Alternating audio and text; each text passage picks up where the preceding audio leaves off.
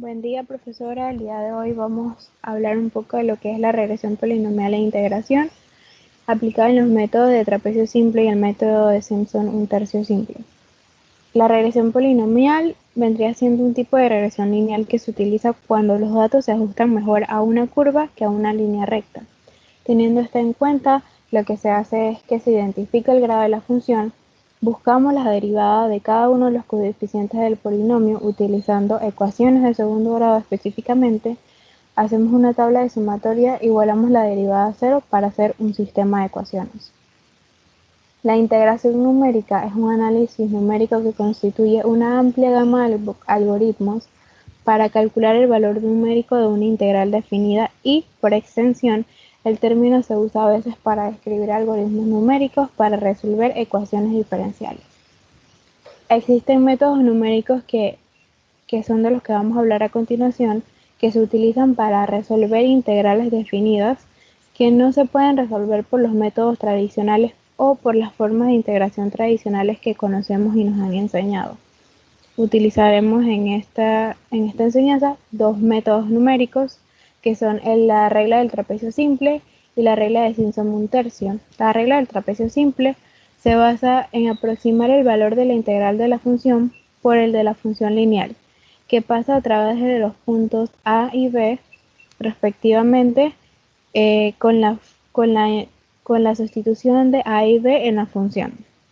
La integral de esta es igual al área del trapecio bajo la gráfica de la función lineal, y aquí podemos ver la fórmula de la regla del trapecio simple. Tenemos la regla de Simpson. Existen dos tipos, la de un tercio y la de 3/8.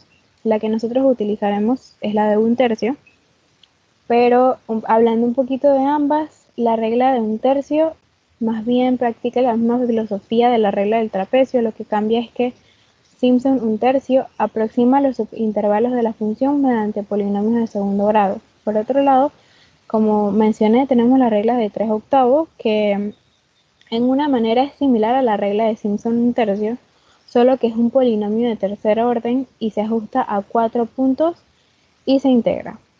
Aquí podemos ver la fórmula que se utiliza, ajustada, pues ya más bien se ajusta si estamos utilizando un tercio o 3/8. Mi nombre es Yasira Anria y les hablaré sobre la comparación de la resistencia de compresión en maderas nativas. Primero que nada debemos de saber que la madera es un recurso renovable, dotado de propiedades y características excelentes para usos estructurales. Esta es una sustancia que se encuentra en el tronco de un árbol debajo de su corteza. Durante miles de años, la madera se ha utilizado como combustible y como material de construcción, ya que se obtiene de árboles y arbustos que presentan una estructura fibrilar. La notable variedad de propiedades físicas y mecánicas que posee la madera despierta nuestro interés para su estudio. Ahora veremos resistencia y propiedades mecánicas de la madera. Resistencia. El esfuerzo máximo que puede soportar un material bajo una carga de aplastamiento se conoce como resistencia a la compresión. La resistencia a la compresión de los materiales que no se rompen al aplicarle este esfuerzo mecánico se definen como la cantidad de esfuerzo necesario para deformar el material, siendo una cantidad arbitraria. Ahora las propiedades mecánicas. Las propiedades mecánicas de la madera dependen grandemente de la cantidad de humedad y la dirección de las fibras. Cualquier irregularidad en la madera merma su resistencia, durabilidad o utilidad.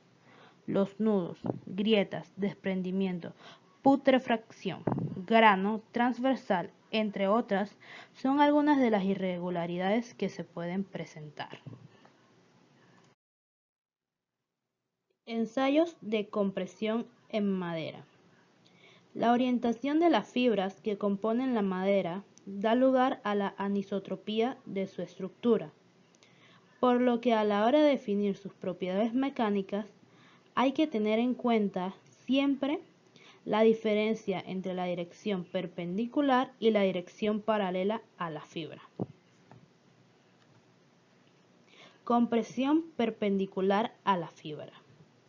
La madera se comporta como una agrupación de fibras alargadas. Al ejercer una presión perpendicular a su eje longitudinal, sus secciones transversales serán aplastadas y en efecto sufrirán reducción en sus dimensiones bajo esfuerzos suficientemente altos. Compresión paralela a la fibra. Al realizar un ensayo de compresión en esta orientación, las fibras recibirán la carga a través de su eje longitudinal. La ruptura frecuentemente ocurre debido al colapso de las fibras.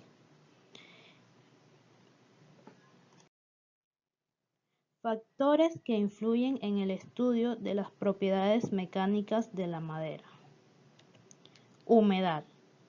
El contenido de humedad en la madera afecta generalmente las propiedades mecánicas, tales como la compresión paralela y la compresión perpendicular. Se considera madera seca a la que tiene un contenido de humedad igual o menor que 18%.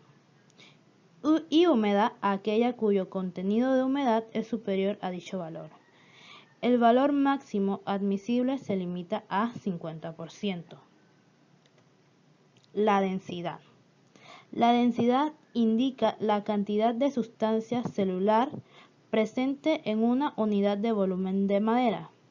En ocasiones, especies con maderas densas presentan resistencias altas y maderas livianas resistencias bajas. Metodología. Se seleccionaron 6 especies de árboles maderables procedentes de un taller de ebanistería: laurel, corotú, velario, amarillo, roble y cedro. La madera se caracteriza por la ubicación del corte. Entre más cercana sea al centro, más dura será la muestra, y al contrario, si es extraída con mayor cercanía a la corteza, esta será mucho más blanda. Al tratarse de muestras obtenidas en el taller de ebanistería, no se determinó con certeza la ubicación del corte en el tronco. El tipo de corte que se utilizó para la investigación es tangencial a los anillos de crecimiento. Es el más sencillo de realizar y utilizado comúnmente en talleres de ebanistería. Secado de las muestras. Para el secado de las probetas se utilizó el método gravimétrico, que se trata de la diferencia de peso que tiene la madera en estado húmedo y en estado seco. Se procedió a colocar cada probeta en el horno para disminuir su contenido de humedad. Estas permanecieron 24 horas a 103 más o menos 2 grados Celsius, utilizando el método ASTM de 4442.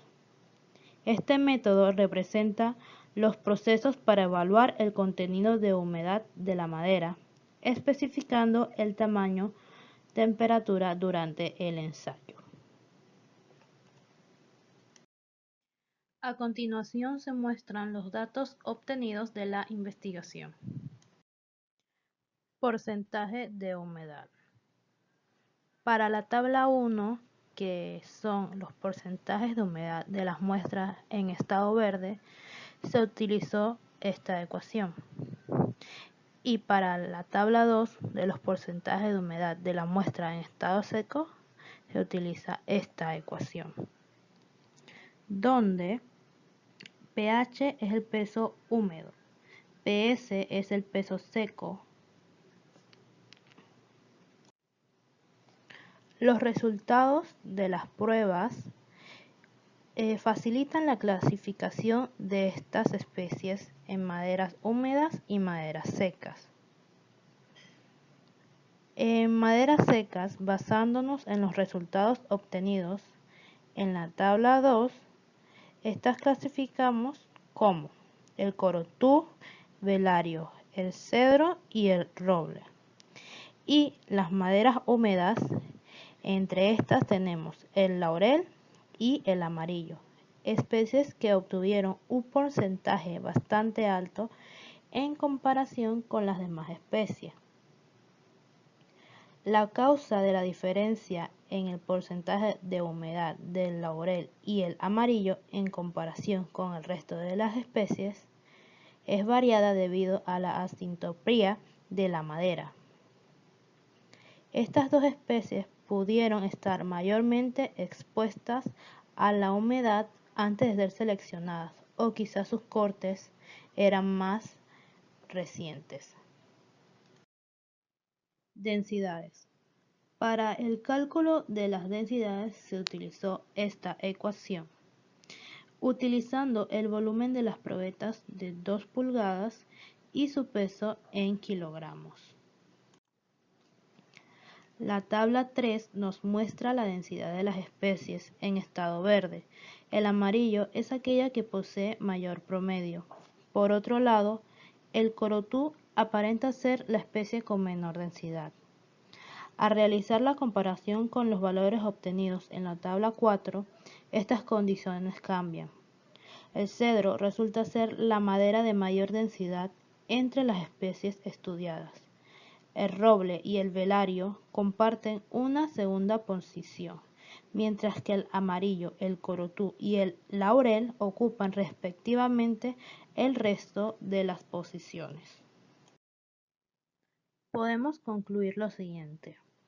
La resistencia a la compresión de la madera está estrechamente relacionada a la densidad y al contenido de humedad.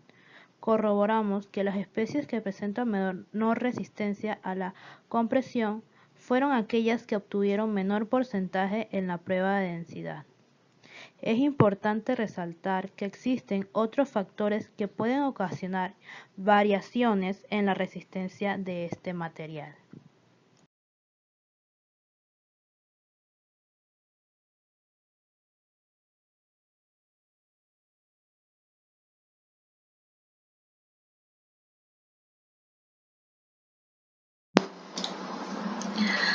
Ahora vamos a resolver un problema de regresión polinomial. Tenemos nuestra tabla de datos aquí, tanto las X como las Y. Nos están dando 6 datos de cada lado. Tenemos que el valor de M es 2 por ser polinomial y N viene siendo el valor o la cantidad total de los datos. Llenamos nuestra tabla principal de datos para poder hacer nuestra eliminación gaussiana. Los valores de las X aquí, los valores de las Y aquí, y sacamos la sumatoria de estas. Esta sería nuestra XY y nuestra YY para llenar el proceso de la tabla de eliminación gaussiana. También nos pide o tenemos que llenar en nuestros cuadros el valor medio de X y el valor medio de Y. Esto lo conseguimos dividiendo la sumatoria de X entre la cantidad de datos que nos dan en el problema.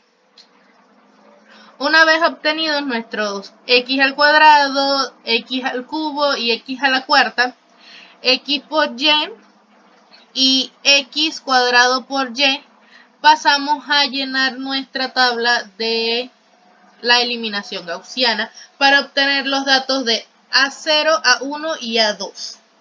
Tenemos nuestra eliminación gaussiana, empezamos con los datos llenados de N a sub 0, XY a sub 0 y XY cuadrado a sub 0, XY a 1, XY cuadrado a 1 y X cubo a 1 y X2 cuadrado a 2, X cubo A2 y x a la cuarta A2. Y en nuestros términos independientes tenemos a las sumatorias de y, las sumatorias de x por y y la sumatoria de x cuadrado por y. Realizamos entonces nuestra eliminación gaussiana dándonos los valores de a sub 0, a sub 1 y a sub 2. Los ponemos acá en otra tabla y reemplazamos en nuestra ecuación. Nuestra ecuación quedaría así.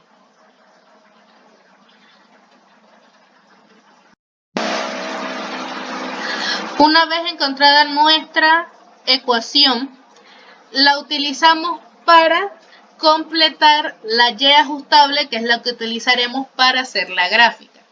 Aquí, como vemos, utilizamos la fórmula de y reemplazamos las x por la x de aquí. Y sucesivamente,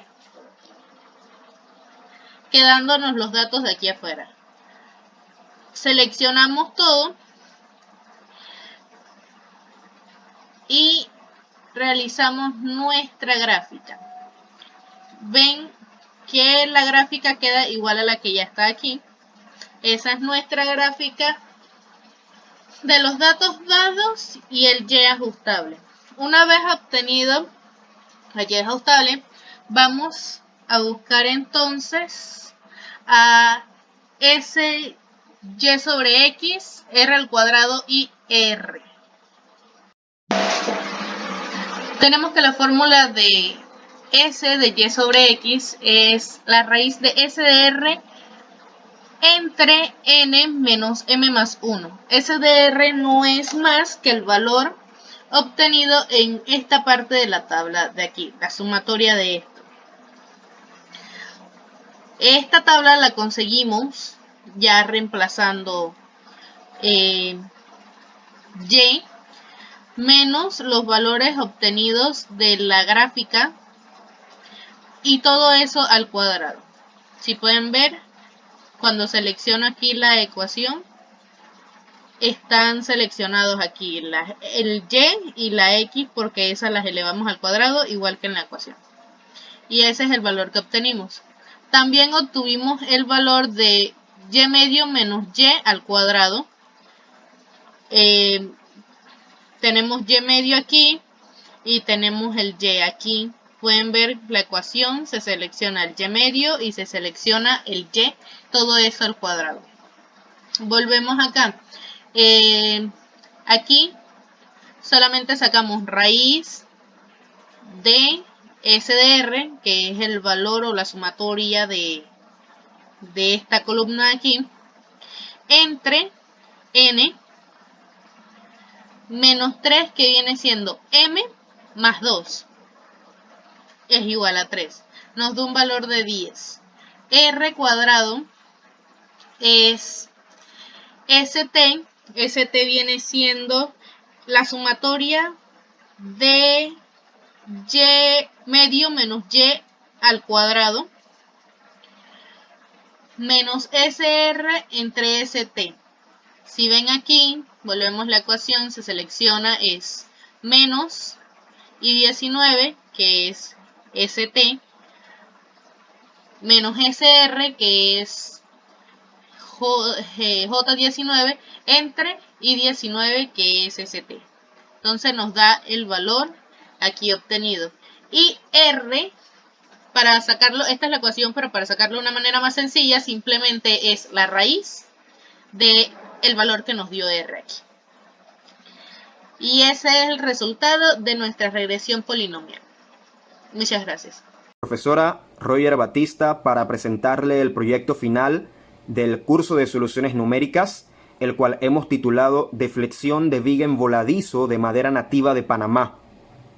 Teniendo relación con el trabajo desarrollado anteriormente con el método de regresión polinomial y la investigación principal, en este caso estaremos utilizando la función proporcionada por usted, la cual hemos asumido como la función que define la relación entre la deflexión que ocurre en una viga de madera empotrada en uno de sus extremos y la longitud misma de la viga.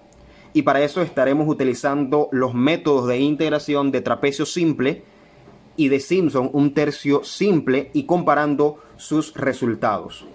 Primeramente mostramos el diseño de nuestro programa, el cual consta de un Tab Control, donde en la primera página está la presentación del programa, los rótulos de los títulos y un botón para pasar a la segunda página, introducir los valores y calcular con los métodos de integración antes mencionados. En la segunda página, para introducir los valores, hemos utilizado unos cuadros de texto, 2 cuadros de textos para introducir nuestro límite inferior y el límite superior de nuestra integral definida, y el botón de calcular, el cual mostrará los resultados en estos otros 6 cuadros de textos, los cuales hemos rotulado en azul para el método de trapecio simple y en púrpura para el método de Simpson un tercio simple, el cual estará mostrando el resultado de nuestra integral definida, el error aproximado y el error relativo porcentual para ambos métodos. 2 botones extras, uno para limpiar los valores, introducir nuevas variables para volver a calcular, y el botón para salir del programa. En cuanto al código del programa, hemos habilitado un módulo donde definimos las 3 funciones que vamos a utilizar para ambos métodos. La función f, que es la función proporcionada por usted de x al cubo dividida entre 1 más la raíz cuadrada de x, y las funciones g y k, que son la primera y la tercera derivada de nuestra función principal f. En el formulario hemos dividido u organizado el código de la siguiente manera.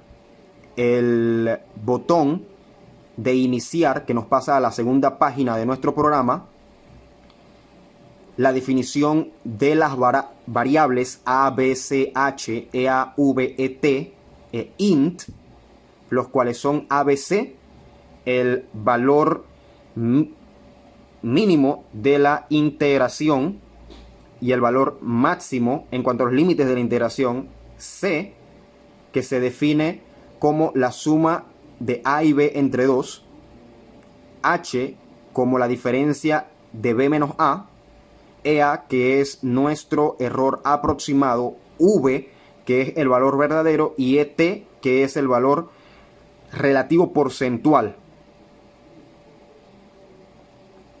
Aquí aplicamos el algoritmo primero del método de trapecio simple, en donde la integración se define como h por nuestra función f evaluada en a más nuestra función f evaluada en b entre 2. Y eso lo imprimimos en nuestro cuadro de texto respectivo. Y el cálculo del error aproximado y error relativo porcentual del método de trapecio simple, que se define como menos 1 sobre 12 multiplicado por nuestra primera derivada de la función evaluada en b menos la primera derivada de la función evaluada en a dividida entre h, y todo eso multiplicado por h al cubo. Y eso lo imprimimos en el cuadro de texto respectivo. Para el valor verdadero de la función, sumamos el resultado de nuestra integración por el método de trapecio simple más nuestro error aproximado. Y eso lo dividimos entre el mismo error aproximado y lo multiplicamos por 100 para tener el error relativo porcentual. Para el método de Simpson un tercio simple, aplicamos el algoritmo de Simpson un tercio, el cual se describe como h entre 6 multiplicado por nuestra función f evaluada en a, más 4 veces nuestra función f evaluada en c, más la función f evaluada en b. Y eso lo imprimimos en el cuadro de texto respectivo. En el cálculo del error aproximado y error relativo porcentual, para el método de Simpson un tercio, el error aproximado en método de Simpson se define como menos h a la quinta potencia dividido entre 2880 y multiplicado por nuestra función k, es decir, la tercera derivada de la función evaluada en b menos k evaluada en a entre h, y lo imprimimos en respectivo. En el cálculo del error aproximado y error relativo porcentual, para el método de Simpson un tercio, El error aproximado en método de Simpson se define como menos h a la quinta potencia dividido entre 2880 y multiplicado por nuestra función k, es decir, la tercera derivada de la función evaluada en b menos k evaluada en a entre h, y lo imprimimos en respectivo. En el cálculo del error aproximado y error relativo porcentual para el método de Simpson 1/3, el error aproximado en método de Simpson se define como menos h a la quinta potencia dividido entre 2880. Tenemos aquí nuestro programa de deflexión de viga en voladizo de madera nativa de Panamá y le damos a iniciar. Vamos primero a establecer los límites propuestos por usted, el cual tiene un valor mínimo de 1 y un valor máximo de 2, y oprimimos calcular. Aquí se imprimen nuestros resultados de integración y los dos valores de errores para el método de trapecio y para el método de Simpson 1/3. Y comparando ambos resultados nos damos cuenta que el método de Simpson 1/3 se aproxima mucho más a el valor real de la integral de nuestra función en este intervalo, ya que tiene un error relativo porcentual de 0,015%. Eso es muy aproximado al valor real de la función. En cambio, el método de trapecio tiene un error relativo porcentual considerado alto, ya que es de un 15,7%. Limpiamos los valores y ahora vamos a proceder a evaluar nuestro problema de aplicación de una viga en voladizo cuya deflexión inicial se aproxima a 0. Vamos a escoger un valor de 0,0001 y un límite superior, es decir, la longitud completa de la viga, de unos 25 metros.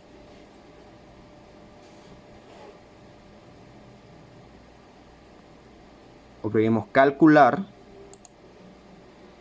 y aquí tenemos nuestros resultados. Error relativo porcentual del método de Simpson 1/3 simple es de un 16,3%, para el método de trapecio de un 75,6%. Eso es demasiado alto.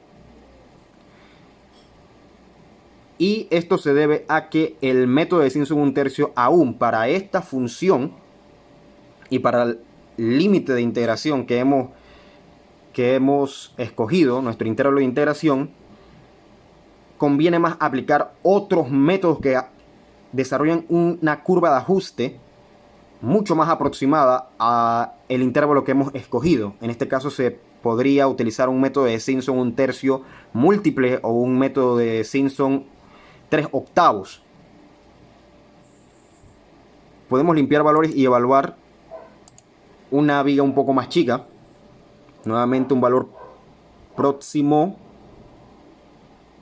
a 0.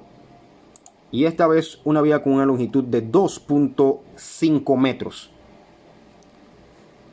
Vamos a corregir de unos 3 metros.